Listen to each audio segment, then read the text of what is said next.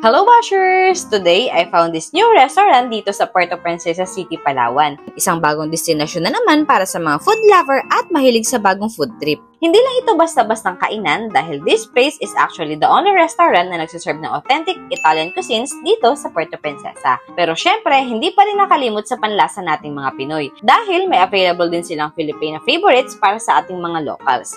This is Luis Osteria Italian Restaurante. Pagpasok ko pa nga lang ay agaw pansinagad sa akin yung interior design. Simple pero very welcoming ang vibe at very cozy. Yung combination ng kulay, ilaw at wood elements ang lakas makarelax. Parang gusto mo nang umupo at magstay ng matagal. Malinis ang buong area, spotless at well-maintained. Mapapansin mo talaga ang attention to detail sa setup pa lang ng table nila. Now, let's talk about the food. The good news is para sa mga early risers at mahilig sa breakfast dahil they are now serving breakfast daily from 6:30 a.m. to 10 a.m. May Italian-style breakfast and Filipino breakfast. Depende sa mood mo. At ang pinaka-bonus, all breakfast comes with free-flowing coffee. Yes, unlimited kape. Perfect para sa mga coffee lovers. So, ito yung mga food na na-try namin. For Italian breakfast, which are the pancake with bacon, with butter, and maple syrup on the side. Malambot, fluffy, and flavorful. Second is the croissant na may scrambled egg, cheese, and ham. Ang sarap ng feeling, perfect combo for a light but satisfying meal. Tinry rin namin ang tinatawag nilang Bologna. At syempre yung open face sandwich na hindi lang Instagram worthy kundi sobrang sarap rin. At ang highlight is the Spaghetti Luis and their creamy, flavorful risotto. The best seller talaga nila.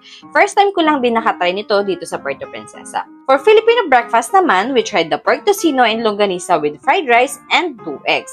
Classic Pinoy na comfort food pero I love the taste kasi balance ang lasa at juicy ang meat. At dahil nga ito ay Italian restaurant, available rin ang wine selection nila. Perfect pang date night o chill hangout with friends. Isa rin sa nagustuhan ko ay open kitchen sila. So makikita mong malinis at talagang maayos ang preparation ng bawat pagkain. At hindi lang yan. What I really admire about Luis Osteria is their commitment to supporting the local community. They help provide jobs sa mga locals at sinusuportahan nila ang local farmers. Kaya every bite ng food mo, alam mong may kabutihang na idudulot rin sa iba. Overall, I highly recommend Luis Osteria Italian Restaurante.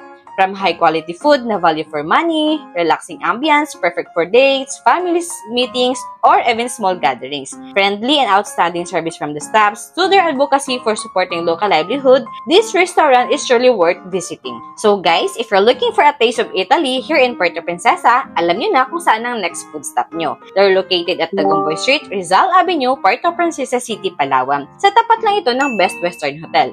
Open sila from 6:30 a.m. to 11 p.m. daily. Yun lang, bye!